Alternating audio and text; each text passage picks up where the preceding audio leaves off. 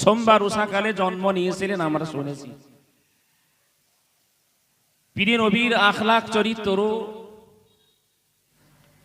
তাম পৃথিবীর অমন কোন আখলাক চরিত্র একটা মানুষ আমরা কেউ খুঁজে পাবো না।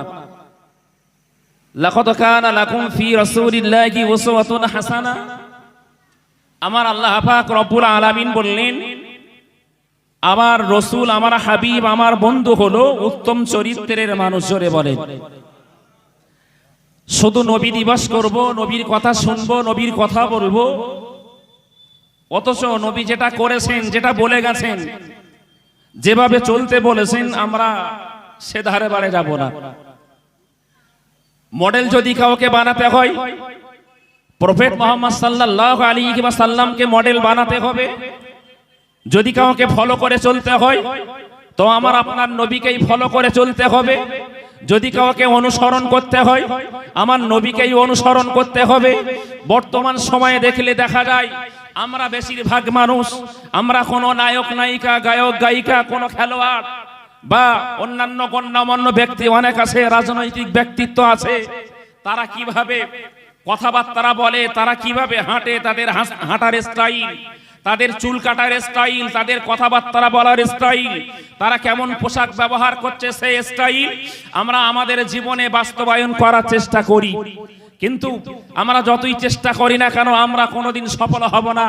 কিন্তু আমরা যদি আমার নবীর চরিত্রকে সামনে রেখে আমরা চলার চেষ্টা করতাম, আমার আপনার নবী মানুষের সঙ্গে কিভাবে আলাপ আলোচনা করতেন, আমার আপনার নবী মানুষের সাথে কিভাবে ব্যবহার করতেন, আমার আপনার নবী কিভাবে তিনি খাওয়া দাওয়া করতেন, আমাদের নবী কিভাবে তিনি শুতেন, ঘুমাতেন, তিনি তার সাংসারিক জীবন, বৈবাহিক জীবন, তার ওই সমাজ পরিচালনার জীবন, শুরু থেকে তার জীবনের শুরু থেকে শেষ পর্যন্ত টোটাল 63 বছর হায়াতে জিন্দিগি, যদি প্রত্যেকটা জিনিস আমরা পরপর ফলো করি আর সেই মতো যদি আমরা চলতে চেষ্টা করি আমরা সফল হব না? হব না?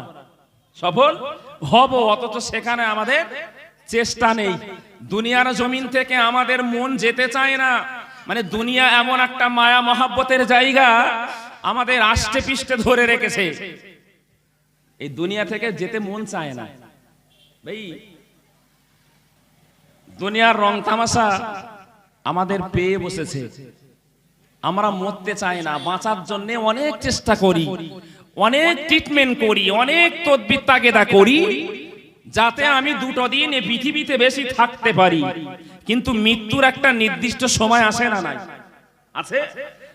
নির্দিষ্ট সময় থাকার পরেও আমি জানি আমি মরব, কিন্তু তারপরেও চেষ্টা করছি মরণের হাত থেকে বাঁচার। সেখানে আমরা সফল হব না। কিন্তু আমরা যদি চেষ্টা করি কবরের আযাব থেকে বাঁচার জন্য, আমরা বাঁচতে পারবো না? পারবো না। সেখানে আমাদের চেষ্টা আছে, ওইখানে আমাদের চেষ্টা নেই ভাই। এখানে সুন্দর মাহফিল, এই যে পানি হচ্ছে এটা রহমতের পানি, আল্লাহর রহমতের পানি মনে করতে হবে। আল্লাহ পাক চারটে জিনিসকে ভালোবাসেন, আর সেই চারটে জিনিস বান্দারা খুব একটা ভালোবাসতে চায় না। তার ভিতরে একটা এই আকাশের রহমতের পানি, আসমানের পানি জমিনের উপরে বর্ষণ হচ্ছে। এই পানি হচ্ছে আমাদের অনেকের মন খারাপ যে এই সময় যদি পানি না হতো ভালো হতো। আসলে এটা তো রহমতের পানি। যখন কারোর ঘরে কন্যা সন্তান জন্ম নেয় সে মেয়ের বাপের মুখের দিকে ফিরে যায় না। যদি কারোর বাড়িতে মেহমান ঢুকে যায়, বর্তমান দুর্মূল্যর বাজারে মেহমান ঢুকে গেলে আর তার মুখের দিকে ফেরা যায় না। আর যদি সে শারীরিক অসুস্থ হয়ে পড়ে, কোন রোগগ্রস্ত হয়ে পড়ে, তার দিকে আর ফেরা যায় না, সে অসন্তোষ প্রকাশ করে। ভাই এই চারটে জিনিস কিন্তু আল্লাহর তরফ থেকে, এটা আমাদের ভালাইয়ের জন্য। তো যাই হোক, আমি আর অঙ্গ বাড়াচ্ছি না।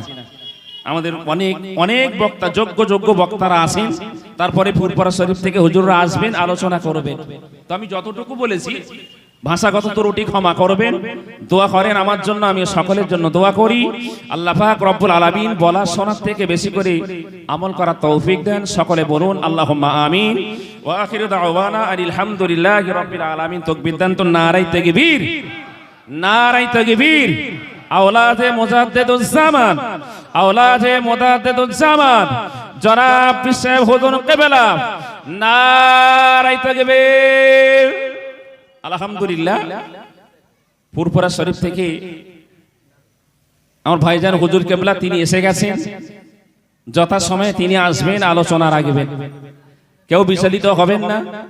যারা দূর দরাজা আসেন, দোকানের দিকে এদিক ওদিকে ঘোরাফেরা করছেন, সকলে মাহফিলে বসুন, আলোচনা শুনুন। মোহব্বতে উচ্চ আওয়াজে দরুদ শরীফ আল্লাহুম্মা সাল্লি আলা